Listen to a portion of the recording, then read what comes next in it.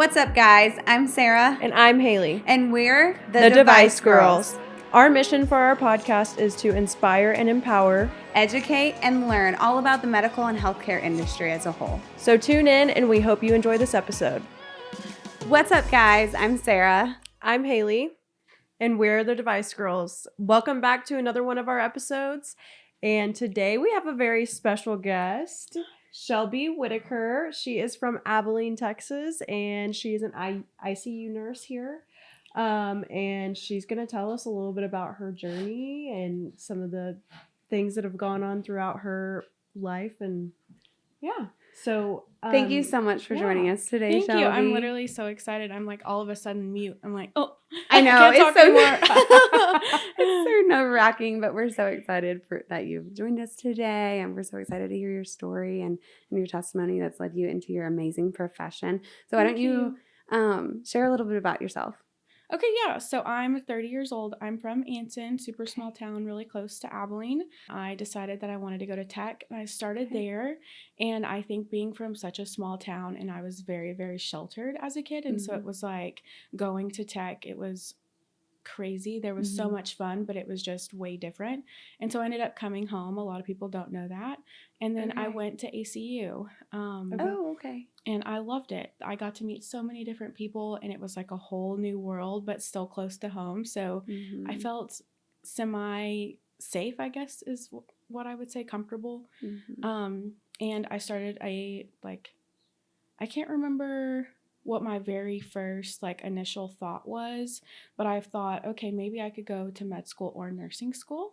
And so I was like, you know what? My mom was a nurse, and I had been a lifeguard at that point for years, and I was like, I think I really want to go to nursing school. So I started that journey, was literally about to start the process to apply to nursing school. And one of my friends, she was a scribe in the emergency department here, and she was like, we really need people, and it would be a great experience. You would get to be in the ER. She was like, do you want to try it? And so I was like, you know what? Yes. So I tried it, and within 2 weeks of being there, I was like, this is amazing. And I saw what nurses did, what doctors did, and then what mid-levels or the nurse practitioners and the PAs did. And I was like, I don't think I want to be a nurse. And then, I was at that point 19 years old. And so seeing, especially at that point, the salary differences and just really getting to see what a mid-level could do with the patients, I was like, you know what, I'm going to go to PA school. And all of the PAs there kind of rallied me and were like, we'll help you, whatever you want to do. And so I got the courage, and I went and I told my parents, and they were like, you're literally about to start nursing school. And I was like, I know, but I really just have this good feeling. And so I changed my major. Literally, I came home from Thanksgiving break for 2 days and really thought about it. And then I was like, no, I'm going to do it. And I changed my major, and I literally did everything I could to get into PA school. I went above and beyond, changed all of my classes. I went on a medical mission that was incredible with a local PA school. Wow. What did you get to do? Oh my gosh, there was probably 20 of us that we went to the Dominican Republic, and it was crazy. We would take all of our supplies in a bus, just loaded the entire bus with us and whoever could fit on to help that day, and all of our supplies. And then they would take us to different locations, sometimes hours away from where we were staying. And we would just set up a clinic to basically triage patients' vitals and then what they needed. And then at that time, through the missionary that we were helping with, they also had a dentist. And so some of the PAs would go and help the dentist as well. And it was just I think our end amount was around 1,200 people that we saw, but it was only in a few days. And so it was incredible. One time we set up in a church, one time we set up in a school, a little school yard.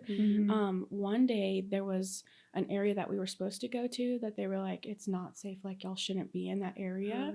And so they found a building that was being built, it was literally all just concrete, stone. And we just went inside and just set up inside while they were building the building. It was, in that moment, it was okay, this is a good spot. But looking at it back now, I'm like, that would just going and seeing what we have in the hospital here to just okay, I have my blood pressure cuff, and like, I can test your glucose, but that's about it. But like, tell me how you're feeling. Yeah. And just going with that, it was just crazy. And we had a lot of supplies for the kids. And so like here, you know, you give them like candy or like, you know, little toys and fidgets and stuff there, or here. And there we were giving them like things to like brush their teeth and like teaching them how to care for their skin. And like, it was just a completely different world that you like having, you know, the tools that we have here to going there and it being like, you can use your brain and what you have. Like, that's all.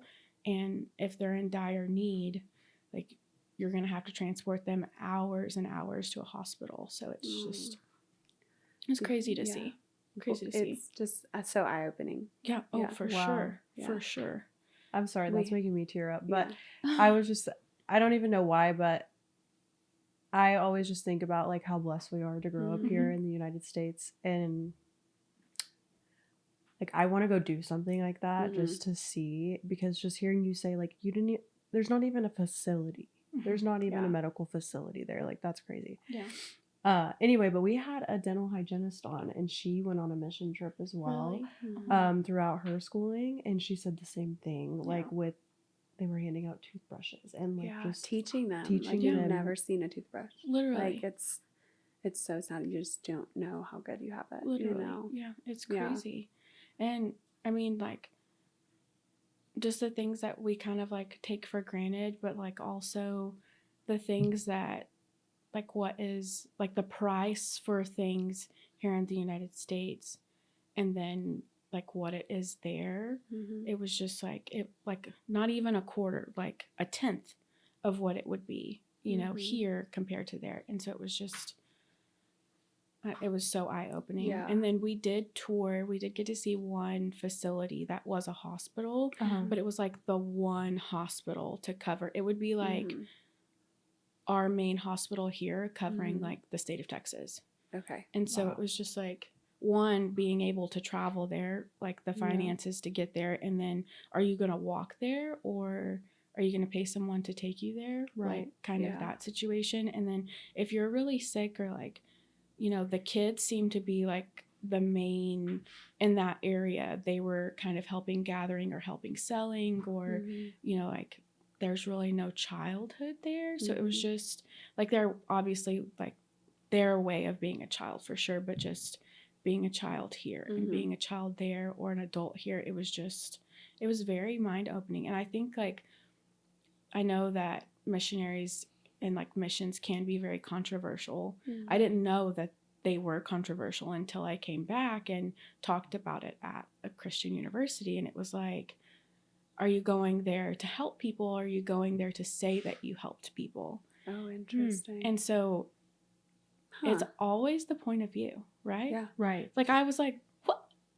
Why Like, would you wow, say that? that's You know, but then it was like, I guess some people do say that, you know, or do feel that way. But yeah, it was very eye-opening. But it was great to just be like, you're stripped of all of your tools, 100%. not all of your tools, but most of them. And it's like your brain and your stethoscope. What are you going to do with it? You know? So that's awesome. it was like, okay, brain, don't let me down. Don't let me down. I love it. Oh my gosh. That's incredible. That's amazing. Yeah. Okay, so that was still when you were trying to become a PA, right? Yeah. Yes. So I did all of the things, and then I applied and I did not get in. Okay. And I was devastated. It was extremely like, the whole PA process is like, it's not just applying to nursing school and kind of waiting a month or two. It's called CASPA, and it's like a database, and you put in all of your GPAs, all of your transcripts, everything that you've done from like everything at school to like community service. It's everything that you've done. And then it's all gone through. And before the school even can see it, it has to pass, like, it has to go through their entire process, and your GPA has to be a certain point for like that school to even see your application. And so I was like, okay, I needed, like, everyone said, like, you really need to boost your GPA. Okay. And so I was working at Abilene Dermatology at the time. It was like a skin cancer and dermatology. I'm obsessed with skin, and so I was like, yes. So I did Well, you're that. glowing. Oh, thank you, thank you. Preventative Botox for like Okay. since I was 23. Oh yeah. Yeah, love it. I do Dysport, but Me Dysport too. Botox for the rest of my life. I literally, Yeah. before me and my husband got married, I was like, you're gonna have to be okay with it, or like, and he's like, okay, you know, you don't need it, and I was like, but I want it. So Yeah.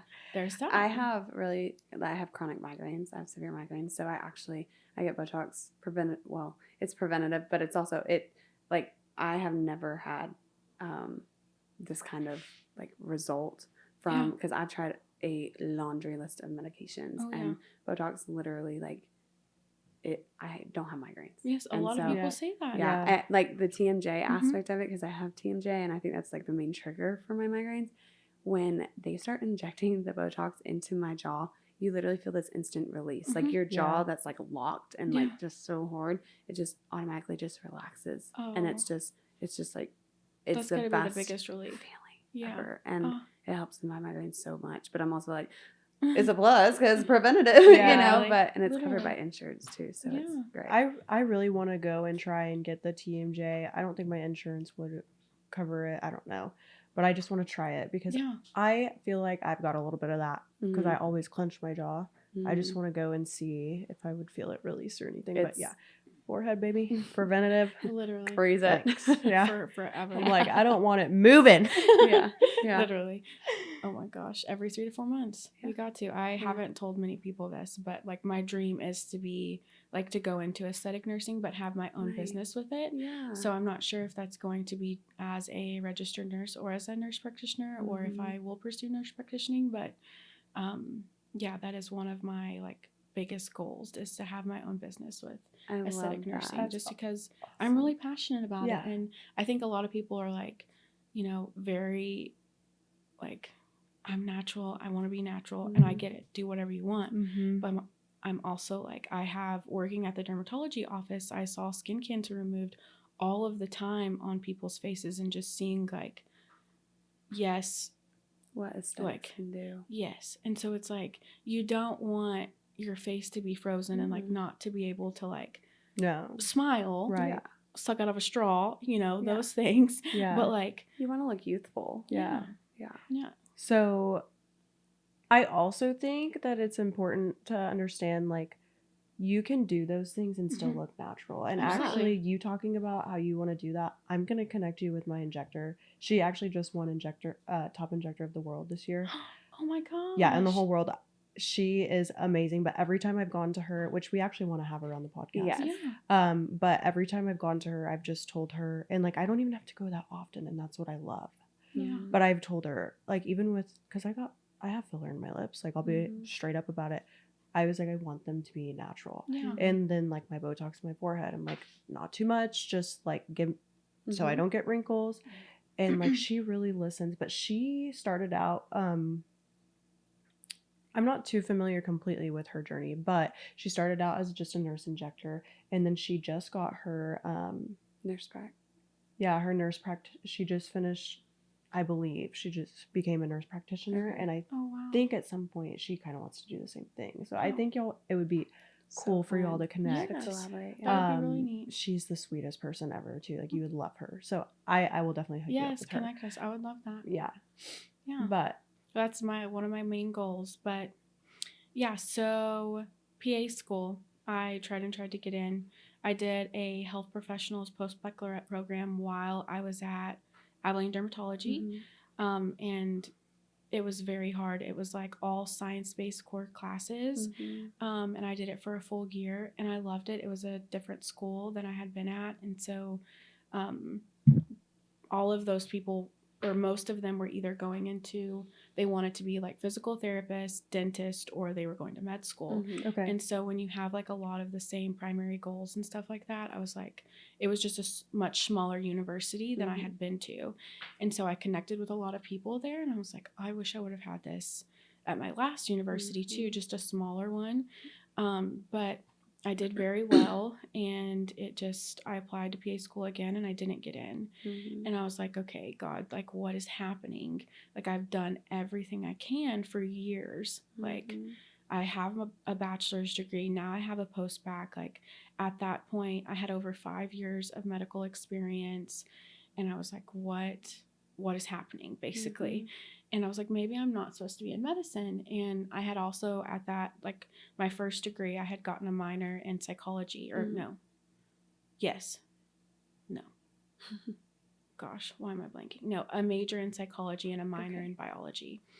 And so I really liked psychology. And my friend, she had just left our job, and she had gone to like a child welfare job. And it was like, most of the time she could work remote, and she was getting to work with kids, and she was just starting. It was like her second week, and I was like, okay, maybe this is an opportunity. And I applied and got the job, and it was the hardest job I've ever done in my life. Really? Yeah. Me and my husband were also struggling through infertility at the time, and so the job was a nonprofit for children that had been removed from their parents by CPS in the state of Texas. And so it was like as a caseworker for the kids and their parents. And a lot of the times I didn't sleep, and it was very hard. And I was like, I don't want to do this anymore.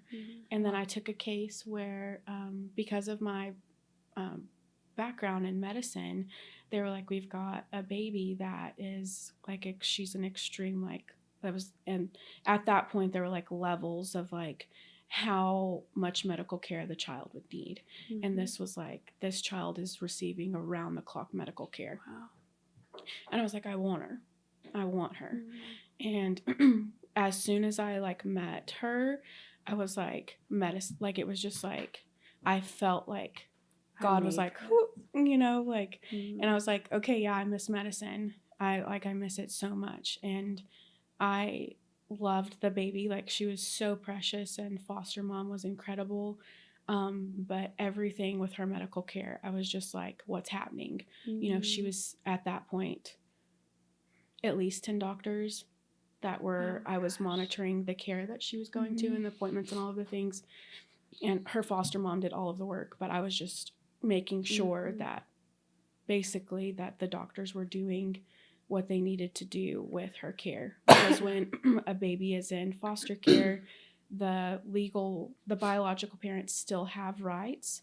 And so it's like, when you take a child that is in foster care to a hospital or a medical facility of any kind, they have to be shown proof of, okay, if you're not the biological parent, why do you have this child? And then you have to present, this is why I have this child, and you know, here is from a judge stating it's okay to care for this child. And so it's just a very different process. But she received incredible care from hospitals all across the state of Texas, and I was just like, I want to be back in medicine. And my friend, she had left our job, and she had gone to an accelerated program here in Abilene, and she loved it. She was like, it's hard. She was like, this is the hardest year of my life, but she was like, you can do it. You have to apply. And it was a couple of months before my birthday, and I was turning 30, and I was like, okay, God, like, I'm gonna try this, like. And I think because I have struggled so much with like not getting into PA school, I was like, I'm not gonna get in. I'm not gonna get in. And then I remember it was 2 or 3 days after my birthday, and I got the accepted letter, and I wanted to like do it like all cute, set it up on the computer and open it up with my husband. And we were in the doorway. We had just come home from date night, and I was like kicking my shoes off, and I see the email come through, and I just screamed. And I hadn't even opened it yet, but my husband, he was like, what is going on? And I was like, babe, it's here. It's here. And I like couldn't talk, and I just like, he was like running towards me, and I couldn't even wait, and I just clicked on it and opened it, and I just saw accepted and started bawling. And he started crying too, and I was like, why are you crying? And he was like, I'm so happy to see you get something that you deserve. And you forget sometimes that the failures are what build you, you know, like Winston Churchill. Yeah. Oh, what's the quote? Success is moving from failure to failure without the loss of enthusiasm. Literally. And like those are what builds you to your success, is those failures. And not that it's a failure, it's just it's not a win. It's not in the moment that you think like you think that's for you, and God's like, literally, I got other plans. Literally. Pump the brakes. It's what I wanted, but not what I needed. Yeah. I really think. I really, for whatever reason, it saved me for whatever it did. But, I mean, going through the accelerated program, I honestly think because I missed medicine so much, and going from, I did the child welfare job for 1 year, and then going to nursing school, it was very easy for me. I loved nursing school. There were some times where I was stressed, where I was just like, oh, I have a lot to do. But I was also like going through infertility. And I was like, no, I'm having a life. Like, I'm going to hang out with my friends. I'm going on date night. I was like doing my best to lose weight, like all of the things. And it was just like nursing school was where I got to see my friends and where I got to keep proving to myself, like, you're smart enough. You can do this. You were grounded in your why. I feel like at that point, coming off of the job and out of the job that you just had into that, like you knew, like, I'm made for this. Yeah, for sure. In that moment, like, it didn't feel like that, but now I'm like, oh, yeah, like that was exactly where I was supposed to be. Like, somehow we made it happen.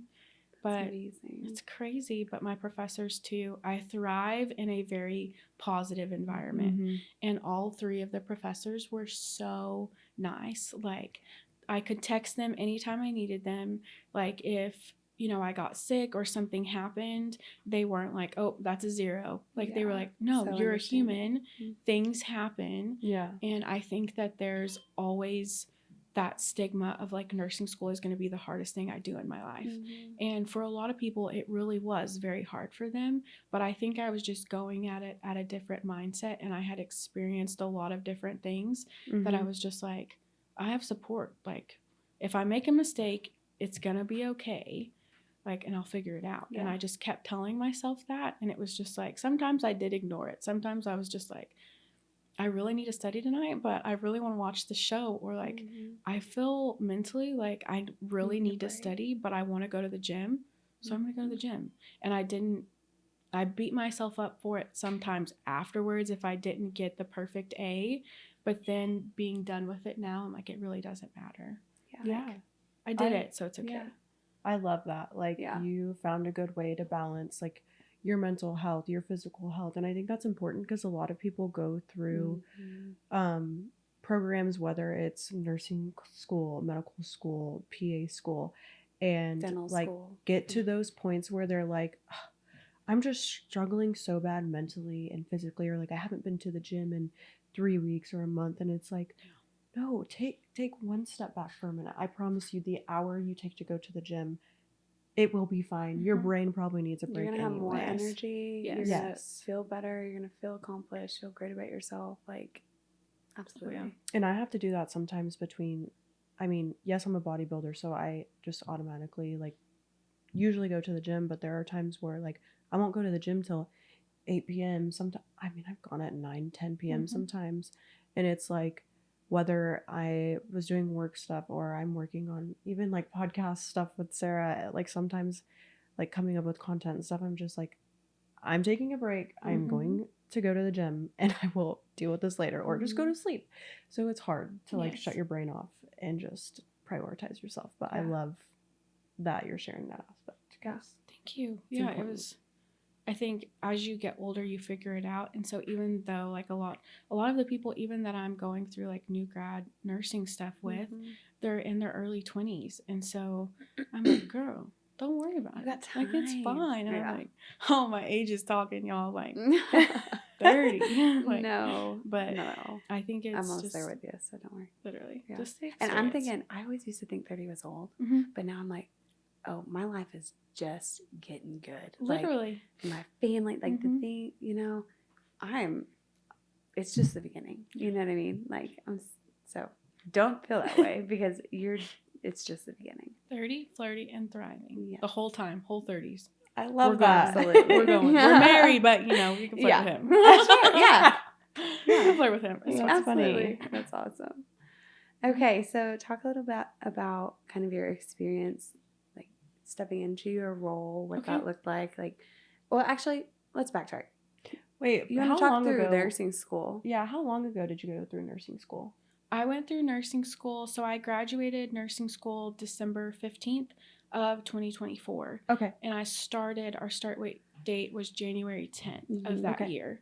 So it was, honestly, we got 2 breaks during that year of like 2.5 weeks. Mm-hmm. So it was, 10.5, 11 months. So it really, A grind. 2 years squished into less than 1. Wow. It was broken down into like you would do 3 classes for half of the semester, Mm-hmm. and then 1 or 2 of the classes would continue, and then you would finish that 3rd class. You would finish it in like that first half of the semester. Wow. So like mental health or Right. like child development, like it was just So all condensed. 4 of your exams were squished into it, and it was just, I don't know. It was literally, sometimes it was crazy. Like it was like I just learned at the beginning about it, like Mm-hmm. a couple of weeks ago. But And it now was just you're like, just run, dog, just run, just run with it. It's okay. But it was literally just Run, like, dog, run. literally, That's just awesome. run. It's gonna be fine. It's Yeah. gonna be fine. But yeah, and then so I think that's how we did it. But it was our program. It was hard, but like they were very supportive throughout the entire process, and it was like the expectations though were very high of Absolutely. your grades and like your due dates and all of that, and so you had to maintain a GPA, or not a GPA, you had to maintain an exam grade of 75 or above in all of your classes at all times. And so there were like, I think we started our very first orientation there was 42 or 43 of us, and I think 15 or 16 of us graduated. So it was hard, and Wow. there were students that like they would finish, the first 2, like if we were in 3 classes at a time, there were a couple people that they passed 2 of them with flying colors the first half of the semester, but the 3rd one they didn't pass, and so they didn't get to go on to the next semester. So do they retake, or like they're released from the program? They were released for the program. So you either I know some of the girls applied to the traditional program, so they went to like the 2-year, or I think it's actually less than 2 years for the traditional program now. Okay. But or they applied to the next one. So do any of those classes that they did finish, do those count towards their traditional program, Or or do do you- they have to re? They them? do. Okay. They they count towards your courses completed. Okay. So they don't have to like completely start over. So you went through that nursing program, Yes. and What was like the courses that you took in, if you remember? Oh my goodness. There were 3 main ones that were for nursing of like, do you want me to look on my phone and see it's what they okay. were called? No, it's No. okay. You're good. But there were 3 like main nursing ones that we Okay. did that they evaluated you on every single semester. Okay. For simulation, Texas Tech has like incredible facilities, and they have robots, but then they also have volunteers that come, and they like are your patients, and you have to go through simulation and like show that you like, it's like pretending that they're an actual patient, and you're going through and they're in another room, and it's like a one-way mirrored window, and they are sitting on the other side, and they have like cameras, headphones, all of the things, and they're hearing you and they're watching you through like the window, but they also have screens of cameras recording you, and they'll like, you have a whole thing, and you go and you do your head to toe assessment, and then sometimes like the patient's just like they're in respiratory distress, or like they're hyperglycemic, and you're trying to figure out what to do, and so you have to be able to like stay calm your patient down, assess them just like how you would in real life, but then also administer the medications exactly how you're taught with, and like in compliance with patient safety and all of that. And then like all the way down to like they're literally grading on, did you look at the medication, verify it verbally, and then did you look to see if the medication like was expired. Like you have to on the video and on the speaker, they have to hear you say that this medication, like the expiration date is XYZ, so it's good. So you just have to remember all of the things. And so now it's like, that's easy. Like, what are you talking about? Right. But when you're a baby nurse and you haven't, like, you're like just a little nursing student, like going through a head to toe assessment in the beginning of the year, 15 minutes, dog. Like, that's how long it was taking us, like 15 to 20. We were cutting it close. And then at the end, it was like 3 to 5 minutes. Yeah. You just learn. But that's the beauty of the accelerated program of like, they're pushing you and they're pushing you hard, and you have to be able to learn quickly, but you don't realize how smart you are. And then you're just like running so fast. And then you go back and think about like how you started, and it's a really cool experience. That's awesome. I loved the program. I think that program specifically, you just have to have the prerequisites for nursing school or like the nursing degree for your BSN. But a lot of them, like some of them were accounting majors, criminal law. I think there was a girl that had speech pathology, and psychology. So it was just like anybody can go back and do it if you really want to. But I loved it. It was a really good program. What was the NCLEX experience like for you? Girl. I never want to do that again in my life. Really?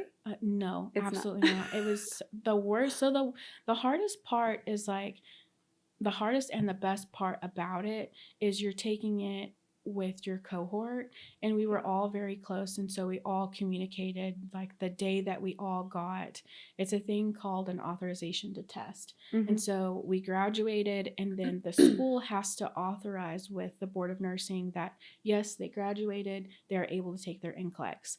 And so then the Board of Nursing and Pearson have like, you have to communicate with Pearson of like, okay, here's my authorization to test. And then you get an email of, okay, here's my authorization to test. And so it's a very long process. Okay. But then once you get that email, like we were all on a group meet, and it was like, oh my gosh, I got my email. And then in a couple of hours later, somebody else would get theirs. And so all of us were starting jobs as soon as possible. Absolutely. And so I wanted to take it as soon as I could. And so like I took just the first date that I saw and the time that I saw and picked that out, and I was about to sign up for it, and then I was like, wait, think this through. And I was like, okay, I'm going to give myself a little bit more time to study, and I gave myself like an extra 2 weeks. Okay. Because I wanted to give myself enough time to study, but then if I like failed it, I was like, okay, I'm going to need more time. Like, I thought at that point, oh, I could take it the following week. No, like, you have to wait months to take it. And I didn't know that. Yeah. So I was like, okay, whatever. And so all three of I had 2 really close friends, and we all just booked it. And one girl, she took it, like, on a Monday, and me and my other friend took it, like, 2 or 3 days later. And going through, through nursing school, like I said, I had a great time. Sometimes I studied a lot. Sometimes I didn't study at all. I was like, I know what I know. It's common sense, right? No, it was never common sense. But I was just like, I'll be fine. But no, for the NCLEX, I studied like I had never studied it in my life. Like, I spent so much time. I was working as a nurse tech too during that. And so when the floor wasn't busy and everything was taken care of, I would like go through and study and ask some of the nurses questions, and they had a lot of support and like quite like, supportive things for me too. So I just dug in as hard as I could. And then I went that morning. I felt so good, took the test, and most of the people in my cohort had taken it before me, and they had said, okay, they passed, and they only had 85 questions. Okay. So the minimum for the NCLEX is 85. Okay. The max is 150. Well, and big difference. Yeah. And I was like, okay. And I had gone to TikTok, of course, of like, Of course. what do I do? Like, what are the signs? How do I like help me, please? And there were a lot of people that had passed and failed at 85. There were a lot of girls that had passed and failed at 150. So it was like, you really don't know. Wow. You have no idea. It's just whatever the computer wants to give you. Literally. And so all of the people in my cohort had passed so far at 85. And I was like, okay, please, Lord, 85, like just 85. And my friend, she took it a few days before us, and she got all 150 questions. And so all three of us, we were panicking. We weren't telling her that we were panicking, but we were all panicking. And it literally makes me like so nervous just talking about it, because it was traumatic in a way, because you don't know. It's the scariest time of waiting. Literally. Yeah. Like waiting to know. It was too much. It was way too much. And I'm like, it should not be this hard. Like, like the computer literally knew instantly if I passed or failed. Like, literally just tell me then. That's what's frustrating. Yeah. Oh, yeah. I was like, okay. But how long did you have to wait? It was 48 hours or a little under 48 hours. I wouldn't sleep. I know. But it was, so I go in to take the test, and you have to take you're supposed to take 2 forms of ID, and it's like a passport card, driver's license. I think they even take like a birth certificate. Okay. But my driver's license was expired. My driver's license had been expired for like a year and a half. Okay. I'm very sorry. My husband was like, "Your what is how expired?" And I was like, very sorry. But we had just gotten passports and a passport card for our recent trip that we had taken. And so I was like, perfect. So I go to take my NCLEX. Yeah, I went in and I got all 150 questions. Oh, Lord. And I am a very fast test taker. Like, that's awesome. I take tests very fast. And so you're like a good test taker. I like to say that. Okay. I think so. I'm not a good test taker. Me neither. I could take a test as long, like, if I'm like, I know it or I don't. Yeah. And then if I don't know it for sure, I'm like going to break it down and narrow it down to 2 and then just go with my gut. Yeah. What is the time frame you're allotted? I think it's 3 to 5 hours. Okay. Depending on if you get 85 or 100. Okay. But some people use the whole 5 hours to do 85 questions, because you can take a break, but it's very like they scan the palms of your hands, like they scan your fingertips, like it's like very, very serious. It's at a testing center here, and you have to sign up through it and all of that, and it's like it's extremely thorough. And to go to the bathroom, to go. Like when you check in the front, you're showing your form of ID and they call you back. Like, and then before you go in to take your test, they scan your palms again. You give them your ID again. You have to like remove all of your jewelry. Like you can't have anything that could possibly have a camera on it. It's extremely like headbands, jackets.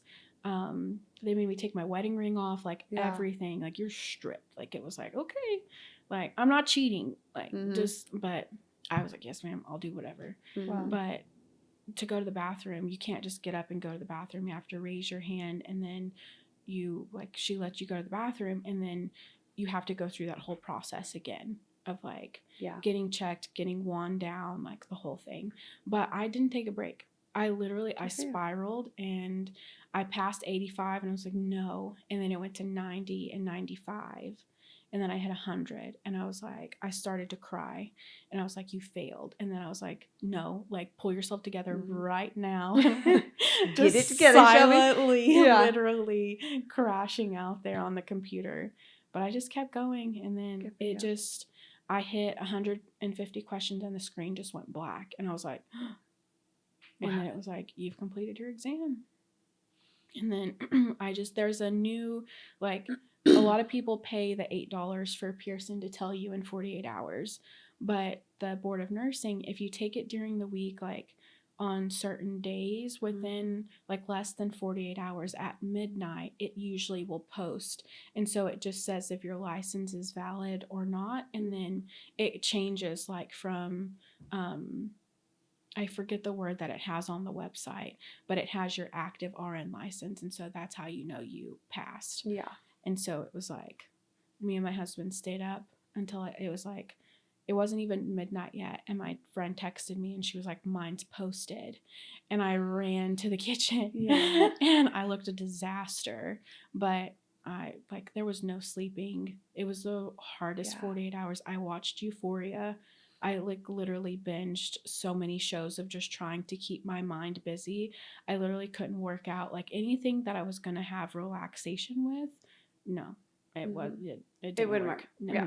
You're just like, literally. Yeah. Literally. But and then I passed and then it was like life was just like I could just breathe. And then I got to literally I had like a 3 or 4 day break and I just relaxed, went shopping and made sure all my scrubs were in order, my shoes, and just then started as a nurse. And it was like, holy crap, like this is wild. But we made it. That's awesome. I love that. Thank That's you. amazing. Awesome. Yeah. So what was a little bit of, so like once you started your job in the ICU, talk a little bit about like what that looks like your first like week or so. How has that transition been for you from nursing school to real life nursing, that type of thing? Well, and what even made you want to choose ICU? Okay. Oh yeah, that's a good question. Yeah. So I chose ICU. So I spent a lot of time in ER, and it's a big family down there, but it's very much chaos. Like you don't know what you're about to get, and what most of the time when you do get a patient that's obviously like trauma, like you have no idea what you're getting, and so there's like it's literally just chaos, and you just have to roll with it. And there's sometimes like it's not as organized, which is fine. Some people thrive in that. It's controlled chaos. But yes, I'm very type A personality, and I love critical thinking. And there are obviously times in the ICU where you are critically thinking of like your patient was stable 10 seconds ago and now they're coding. Like they don't have a pulse. What is happening to them? And you have to figure out, okay, here are my pressors, like what's hit, what is their medical history, and it all has to happen extremely fast. And I love that. Like I just being able to be like, okay, everything is fine, and they're clean and it's organized, and like all of my lines like have a sticker on them, very cutesy, and it's like I know exactly what that med is and that med and that med. And then all of a sudden it's like there's 20 people in the room, and how do we help them? Did you do a clinical rotation in ICU? I did. I got to do 2 there, and my patients, both of them were very, very sick, and one of them was actually intubated with a disease called myasthenia gravis, where part of the body will just paralyze and won't work. And so his diaphragm, and weirdly enough, his eyelids were like just paralyzed. And so they had coded him multiple times, and he was intubated. And so when you have a patient that's intubated, you don't want them to be mechanically ventilated for too long. Obviously, you want to see where they're at. And so you'll do breathing trials, and you'll test them to see when they're available, or when their body and themselves are able to be extubated or remove the tube. And so a lot of the times to do that, though, you have to slowly reduce your sedation to get them, because you want them to be able to be awake enough to like breathe on their own, right? And so this patient was awake and alert when I got there, and intubated. And so seeing a patient for the very first time on that clinical rotation of like they have a tube down their throat and they're awake and they know it, and it's like if I had and it's not just like a tube, like there's like an NG tube, like there's multiple things going in their mouth at once. And so it was like they can't talk, and I was just like I've never been claustrophobic in my life, but it was like somebody rip it out for him. Like he was trying so hard to calm down. And that was my very first clinical there, so I was kind of standoffish at first. But then when I saw him start to panic, I was like, no. And I helped. I do have like a lot of people say like a very like soft, like nurturing voice, and so I just talked him down. And seeing that I was able to talk him down and like feel that, it just, I don't know, it just gives you like a type of feeling of like, this is where I'm supposed to be today. Yeah. And then every clinical with my patients, that happened. And oddly enough, my very first shift as a scribe, where I was let out on my own, that very first shift, I saw my very first patient die in the ICU. Oh my gosh. And I'm so sorry. it was like, I don't even know how to really explain watching someone die. Yeah. Like, but emotionally, you just have to learn and like realize there's doctors here, there's respiratory therapists, like there's nurses, and there's this family, and they're wishing and hoping and like doing everything they possibly can to keep this patient alive. And sometimes it's just not enough. You did everything that you could. Yes. And so coming to that reality and like learning to understand that, but like seeing the nurses, like that patient's daughter was bedside, and that was my very first death, obviously, to see. And the screams that came out of that daughter, I will never forget. And okay.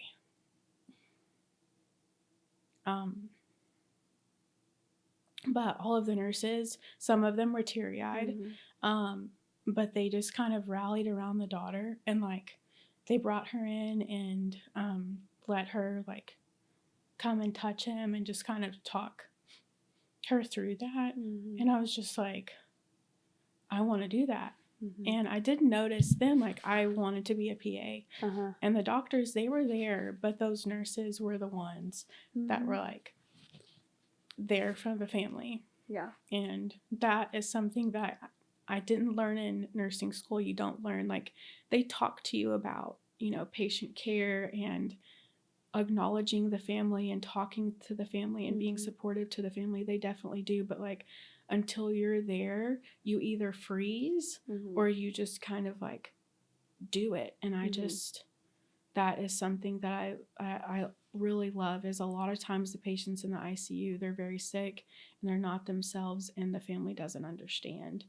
And so helping them understand and talking them through that, and just bringing them a cup of coffee, or, you know, just being able to support the family as much as you're trying to support the patient, I love. And I love that. I don't know, it's the longer I'm in the ICU, the longer that I'm like, this is exactly where I'm supposed to be. And yes, this is hard, but all of the ICU nurses and the educators and like my boss, they all tell me like, you'll get, like, what you put into this is exactly what you're going to get out. So I bought all of the books, and like I'm learning as much as I can, but it's just, I don't know, it's definitely where I'm supposed to be, I feel like. That's amazing. For sure. It's incredible. This might be a tough question for you to answer, but like, I think for me, if I was experiencing a lot of patients passing away, I'd be crying in every single one of them. Is that typical with all of the nurses, or do you think over time, I don't want to say they get used to it, but like, tell me a little bit about that, I guess. Yeah, a lot of the ICU nurses, some of the ICU nurses, I should say, will say you learn to just like get used to it, or you like you kind of become numb to it. Yeah. But I'd never want to become numb to it, because I feel like, for me personally, if I become numb to it, I'm not going to be as aware or like thoughtful for the family and the patient. And so I'm like, if I feel like I need to feel, like I do. And so sometimes, you know, like I'm called a fellow. And so sometimes if they're coding a patient, or if something, you know, they're doing a very, you know, intricate or new procedure, they'll pull us from the classroom and say, hey, let's, you know, come and watch this. And recently we had a patient that they were doing a maneuver on that is not, it's called proning position. This patient had like a very serious respiratory disease, and they were going to rotate the patient, and they ended up rotating the patient, and the patient was already like obviously extremely critical. And the patient did like as soon as they turned the patient, started to like desat and code very quickly. And seeing that was just like, oh my gosh. And watching the nurses kind of go through and start all of the pressors, and the doctors coming in very quickly and telling them what medication to do and, you know, that type of thing. So they were going through all of that. And then the patient's family was not there yet, but was on the way. And so by the time patient's family had gotten there, the patient looked completely different, to be honest, just because they had gone down so fast. They were already such at a bad critical level, and then, you know, they're teeter-tottering, you know, death and being alive, basically. And patient's family came in, and it was a child of the patient, and this family member was obviously very upset, but just like kind of pulled themselves together and asked if they could come into the room. And he came in, and he told the family member told the patient, like, I'm here with you, you're not alone, they're taking care of you, and now if it's time for you to go, like, we understand. And I was like, whoo. Yeah. You know, but I immediately went into, do not cry, like, this is not your family member, like some of the things that they teach you to say, some of the things that you hear online. And I was telling myself this, and I was literally like pinching my hand of like, do not cry. And then this family member walks out of the room and goes and is like, I'm going to talk to some more family members, let them know what's going on. And then this family member, like 10 minutes goes by, and this patient is maxed on pressors, and it's just like, we're doing absolutely everything we can, but this patient's just not doing good. And so a family member comes back in and is like, there's family that wants to say goodbye because they can't get here quick enough. And so this family member is like, can I put them on speakerphone? And the family member puts all of the family members, they're all together in the car on the way here, and puts them on speakerphone, and they all one by one tell this family member goodbye. And I was like, I can't hold it any longer. And I did. I like tears, a couple of tears fell. And I was like, Shelby, you got to pull yourself together. Like, stop. And then I was like watching everything in the room, but then I started looking at some of the nurses that I like really look up to, and they both, tears were falling. And it was like, okay, maybe this is okay. Like, I think it shows your vulnerability and just like your heart for caring, you know, like I'm a crier. I'm trying so hard not to. Every time sorry. You're Every fine. time anybody says anything that's like, you know, I mean, and I think it's so raw and real, and don't ever apologize for it, seriously, because it's the beauty that makes you you, and the way you get to impact and care for those patients and show them like you have left a mark on me, and I hope I've left a mark on you. Absolutely. Yeah. So. Absolutely. After it was done, they got the patient semi-stable, basically, to give that family as much time as possible to come in to physically be able to say goodbye.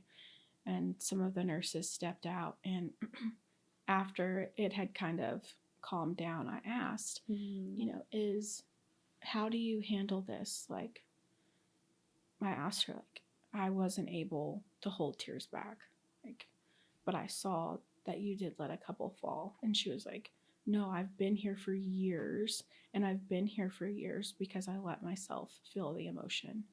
And she was like, if you need to cry with them, you know, like, obviously don't, you know, make it worse for the family, but like, you be here with them. And, you know, if you need to go step outside, or you need to go to the bathroom and, you know, cry, like, do that because you care.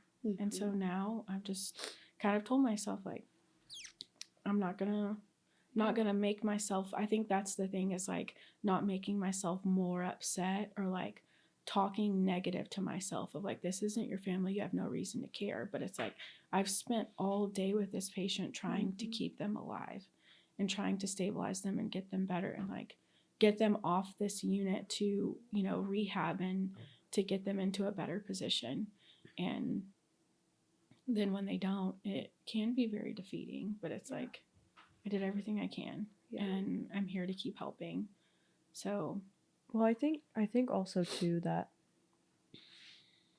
in my opinion, I feel like if you start to try and make yourself numb to something, you're losing your care for it. absolutely. And why would you ever want it? And I think when you're a compassionate, caring, loving person, it's like you can see the connection between the family members in one day. Yeah, that's going to rip your heart to pieces. Yeah. And like, I have a similar experience. I used to want to be a veterinarian, and I worked at the vet, and I know this is different than humans, but like, every single time someone brought their pets in for euthanasia, every single time, tears. Oh, absolutely. And it's just like, that's their best it's friend. family. Yeah. And, you know, the veterinarians, I think they kind of got used to it over time, but one of them, she would cry in every single one. time. And the other one's like, oh, I don't cry anymore or whatever. And I'm like, I don't care. Like, because you just see, how much that, like, the parents cared for the animals. And I think that's, like, for you, you see how much those family members care for the patient that you have on the table. And that's where it's like, it's okay to feel that way. Yeah. It's okay to feel it. Yeah. So I really appreciate that aspect. Yeah. I love it. Thank you. Yeah, the good and the bad. You gotta just feel it. Yep. Just feel it. But yeah, my dogs are like my babies, and so yeah, I can't even talk about that. But I would be crying too. Yeah, for sure. So what was some of the hardest things about like learning when you jumped in, like in those critical moments, like early on, like, and how did other nurses, I guess, help you get through some of that and process? Yeah. So actually, the new grad program that I'm in, it's called a fellowship, and it's technically like a year long, or no, the fellow. So as a new grad with this hospital, you go through a fellowship on your unit, but then you also go through a residency. Okay. The residency is a year long, and it's like very supportive, where they put you in to groups with your mentor. Like I have an ICU mentor with all of the people in my cohort. And then as a fellow, right now it's called ECHO. And so you're through an ECHO program it was from the beginning of February to mid-April. And so it's a very intense but like very supportive program where they take your foundation of like nursing school and just build on it, but like specifically with their policies. And so it's really good because they kind of reinforce everything that you've already learned in nursing school, but kind of build with that. Yeah. And then right now it's observation only. And so I can help with like some skills and things like that in caring for the patients, but I'm not yet like pushing any medications or anything like that. So it's very much of like getting to observe and learn. So that I'm very thankful for, because I know there's a lot of people, or like a lot of facilities, that really push new grads to just like jump in. Yeah. And I feel like that's why a lot of people are like, new grads have no business in the ICU. But this ICU unit is very invested in wanting to have nurses that are new grads, that they're getting to like build from the ground up, basically, of like, this is what we expect you to know, and this is how you do it, and we're here to support you through this. And so I really feel like it's the best job that I could ask for. Yes. But in those times where I have been in rooms where, you know, the patients are coding or, you know, they're in respiratory distress or whatever, one of the cool things that they taught us in the very first week of like, we did a scavenger hunt of finding all of the things in the ICU, from like different tubing to like the crash carts. Yes. But then, because in those moments when the nurses were like, one of the nurses, she, like, you have 4 pumps on one side of the bed, 4 pumps on the other. But if those are all full, then you have to get another IV pole. And so she had an IV pole, and she looked up at me and she was like, get me a clamp. And I was like, I know where a clamp is. And I literally just took That's off awesome. running and was like, Yeah. I second guessed myself for a second, and there was a nurse tech there. She's always so sweet. And I was like, do you know where the clamp is? And she was like, yeah, in there. Mhm. And so I just grabbed it and took off running and went back. And so it was like, even just getting a clamp, it was like, okay, wait, It's a I win. know how Yeah. to do something, Mhm. you know. I joked the other day, both of the patients that I had yesterday Mhm. were super, super sick, had a lot going on. And there was a lot that I did not know how to do and a lot that I got to learn, obviously, but I'm a cleaner. And so Okay. I like mid shift, if it, you know, it kind of slows down and they're just, you know, they're going through charting or it's like a snack break, I get anxiety with just being still for too long. Mhm. And that's just me. And Mhm. that's how I am every day. And so I just put gloves on and I got Cavi wipes and just started cleaning the nurse's station. And they started laughing at me and were like, what are you doing? And I was Yeah. like, hey, I'm not going to get fired because I don't know how to clean. Yeah. At least I can clean, you know? Exactly. Yeah. But just learning all of the things, it's been really good. But they haven't thrown me in fully of like, Mhm.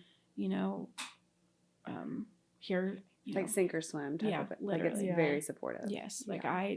I know that day will eventually come, but it Yeah. will be like after I finish my echo program, I'll go to a coach, and so I'll have a preceptor, and then I'm with them for 18 to 20 weeks before I'm even by myself. Mhm. Oh, So good. it's like months more of Mhm. training before I'm sink or swim, girlfriend. Like it's Yeah. not just like, Yeah. okay, Yeah. here you did your modules, you did your e-lessons, go for it. Yeah. Not at Mhm. all. I So, think that's incredible though, because I feel like once you actually get to that day where you're by yourself, you're gonna be like, I freaking got this. Yeah. Like, literally. Absolutely. yeah. I sure hope so. There's so much to learn. This unit is a lot of ICU units are like, here's neuro or here's you know, like cardiac or here's respiratory, and our unit here is everything. That's So awesome. one of your patients could be, you know, a craniotomy and the other one could be, you know, ARDS. Like you Mhm. literally are respiratory distress syndrome. Like you have no idea. So Yeah. it's like you have to be ready for it all. I'm like, Mhm. okay, put me to the test. Yeah. Be a lifetime learner and Literally. just absorb it all. Mhm. It's incredible. Ay, who this?